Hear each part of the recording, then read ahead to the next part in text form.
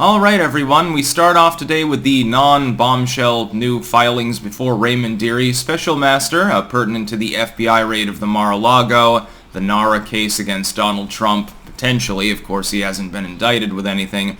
It's being hyperbolically amped up by leftoid Twitter as though it was particularly relevant. I'm going to go through exactly the base claims being made here in the filings and counter-filings by Trump's team and the DOJ, and why they literally don't matter. It's nothing revelatory in any manner whatsoever, and yet it's being called front-page news. Trump, we've got him this time. Just 2 more weeks bluing on. Here's what's basically happened. Of course, Raymond Dearie has been appointed as the special master over the documents that were taken by the DOJ and the FBI pertinent to the raid on the Mar-a-Lago. And Dearie queried, because that's his job, about materials that may have been declassified within the document hall. Now, this hall contains classified materials. Some may be copies, we're not entirely sure. And top secret material, again, we're not sure those are even the original documents. That muddies the waters quite a bit further. We then have a huge haul of unclassified material, which may or may not be pertinent. And then miscellany. We have news clippings, we have Time magazine covers, we apparently have clothing and personal items. Those will be tossed out. They're not pertinent to the warrant that was issued. And I would point out that the warrant doesn't dovetail completely in a legal sense with the new arguments being made by the National Archives or by the DOJ anyway. You've basically got a forked legal case against Trump. Trump understands this. His legal team understands this. That in order to persecute him, what they're doing is trying to create a 2 or 3 pronged attack route. It's both civil and criminal in nature. What they're hoping to do is get him on record disclosing as much shit as possible up front so that they can then move to the forked case on whichever fork that they want that they think will be most actionable. Trump is, therefore, and his legal team, because they are competent, attempting to prevent that from happening.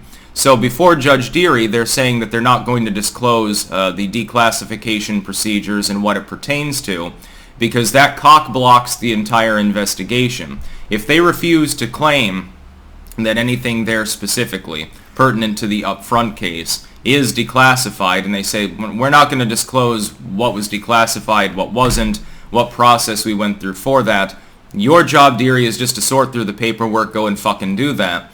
This prevents the DOJ, which clearly does want to persecute Donald Trump. They do want an indictment. I don't know whether they'll end up filing one. This prevents them from shifting tactics. You'll note, and I've noted now for more than a month, if you look at the auspices of the warrant justifying the raid itself, it is partially against the backdrop of Joe Biden declaring that the executive privilege over the documents that were taken is null and void. He did that back in May. There is an entirely separate legal case potentially that might have to play out in front of SCOTUS, and Lord help us, by the way, if it does. I'll explain why. Over whether Joe Biden can even do that. There is no final binding SCOTUS case declaring that a standing chief executive is capable of retroactively reducing the executive privilege of a former executive. The Presidential Records Act certainly doesn't seem to think so. There is no constitutional law that issues a binding decision over this material. If anything, you have court cases of a somewhat analogous nature, for instance with Bill Clinton and his sock drawer tapes, that indicate that generally the former executive retains access to material, even if it is classified, even if it is, pertinent to something that's going on, copies of documents, potentially original documents, etc., etc. The National Archives needs to house everything top secret forever, in original form, filed in triplicate. The filings here don't reveal anything. Dearie is doing his job. He's querying the Trump team and asking them up front, hey, is there anything in here that you want to declare as declassified? Trump says he's declassified it all, so, I'm going to need evidence of the declassification. But there is no standard for declassification. It's a goddamn ruse. And to some of the conservatives out there, like, oh God, see, Sticks, we were right. Donald Trump chose this FISA court judge named Raymond Dearie as one of his picks, and the DOJ decided to go with him without any contest because they know that Dearie will do Trump dirty. I don't think so. I don't think that's what's happening. He's following procedure. The special master is meant to go through the material here and specifically redact materials that are clearly not pertinent, specifically to the warrant, which lists under the Espionage Act, not the Presidential Records Act. It has nothing to do with document repatriation. It has to do with the improper storage or use or distribution of potentially classified material. Did you not check out the inventory list of what was taken from the Mar-a-Lago? 90% of the material there is not even claimed by the DOJ as having classified markings. It's a very small proportion of all of the material that's there. You could fit it in one book. They took box after box after box of material. They list 11,000 pages of material that's not even classified. How is it pursuant to the warrant? It's not. How is Melania's nightgown pursuant? It's not. How are news clippings pursuant? They're newspapers. Anyone can read. They're not top secret. They're not even for sensitive use. They're not marked for authorized eyes only or anything like that. These things, the special master is meant to redact and repatriate potentially to Trump. He may still have to give up some of the unclassified materials to the National Archives, make copies potentially, but it's not pursuant to any criminal investigation. It's not pursuant to the Espionage Act. It's Trump scribbled down a note the National Archives wants to put in a frame somewhere. That's basically what that boils down to. The problem is that you've got a multi-pronged attempted attack on Donald Trump. His legal team is doing its due diligence in telling the special master, Raymond Dearie, former federal judge, FISA, etc., was a Trump pick, by the way. We're not going to disclose any further information. Please just go through the documentation. They don't need to claim that anything in there is declassified. The declassification process, and this has been pointed out by people that are highly critical of Trump, by the way, is effectively that he deems them to be declassified at some point when he's in office. Final day of his presidency, he can be in an empty room all by himself, look at a stack of paperwork and say, I deem this to be declassified. But he can't prove that before Raymond Dearie. Why would you even bother to prove that before Raymond Dearie when you don't need to, number one? You can't prove it, number two, because the declass process is literally that simple, and it doesn't even matter. If Donald Trump declares material to be declassified, it doesn't mean that the classified header goes away, and Raymond Dearie is still going to include it in what the DOJ is allowed to go through.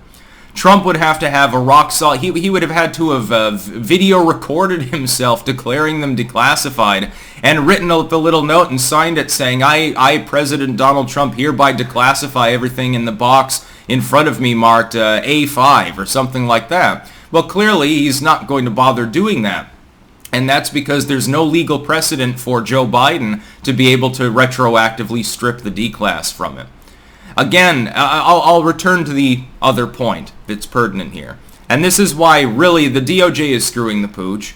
Joe Biden's escalatory bullshit is screwing the pooch. And it's really becoming a danger, a hazard to our democracy, our constitutional democratic republic, so to speak.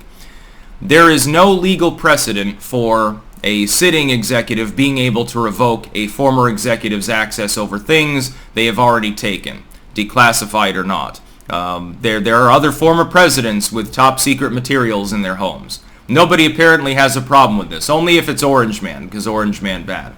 The problem is that you would have to have a SCOTUS case in order to decide whether the chief executive can do that. And either way you rule, you fuck up the executive branch. If you rule in favor of Trump, you're effectively telling every executive you can take home whatever you want limitlessly and nobody can do anything about it. That could lead to some problems. Conversely, and perhaps I guess the more problematic side, is that they could declare otherwise. In other words, no sitting president or other executive, vice president, etc., would ever want access to anything that's classified, because then they might get sued for it after they leave office. for political purposes. There's another problem. See, it's like peeling back a goddamn onion with this case because it's so multifaceted. It's got so many layers of shit. It's like a turd, and it's been encased in multiple layers of shittiness, and it just depends on the color and how much moisture is left in that part of the turd. The other problem is thinking about the composition of the current SCOTUS and the public's opinion. It has nothing to do with the legal case itself. It has to do with the reaction to any pending decision. Let's say that they all go before SCOTUS. Trump says he can't get rid of my executive privilege. These are things I had him in my home for a year and a half anyway. There was no problem. We were cooperating. We locked things down. There's no precedent for this happening. They shouldn't have raided me. I have the right to retain these documents, even up to and including top secret material. Yeah, even nuclear intel. I have access to it. I'm the former president. Biden says, no you don't. I revoked your executive privilege, and as the standing executive I have that right. How is SCOTUS supposed to decide the case? Regardless, half the population will consider it null and void. If the Trump-appointed justices, and there's the sticking point, there are 3 of them, do not recuse themselves, inevitably when the case is taken up, the conservative court will generally side with Trump. They will say, the Kavanaugh has already given a foreshock to this. They will say, it is not acceptable for the chief executive to revoke this access because it would screw with an important aspect of the executive branch. A president will never again be able to mention, even in passing, anything that's classified to anyone, hampering their ability to conduct several of their constitutional obligatory jobs, namely diplomacy and military matters.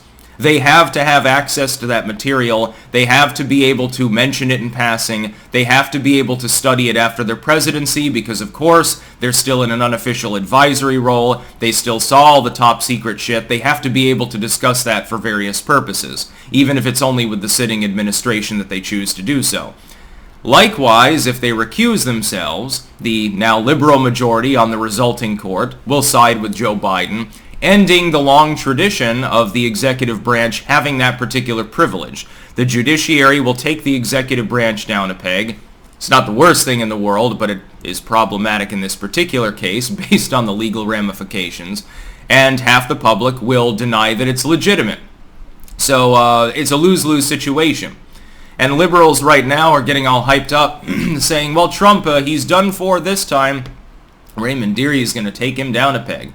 That's not what's happening. He's doing his job as special master. His only job is to remove the things not pursuant to the warrant. If the DOJ has already made a claim that anything classified there is pertinent, and Donald Trump doesn't contest it, Raymond Dearie can accept that, and the DOJ will be able to go through the classified material. His job is to remove other things. Melania's nightgown, her cum-stained underwear, Donald Trump's diary, his tax materials, his health records. None of these things are pertinent to the warrant that was issued on the Mar-a-Lago. They're getting all hyperbolic, expecting that Dearie is going to go all in, go in dry and fuck Trump in the ass, get that big poopy orange baby. But that's not what's happening here. That's their bizarre interpretation because they've been screwed up by propaganda, blue and on nonsense for too long. That's about all. Peace out.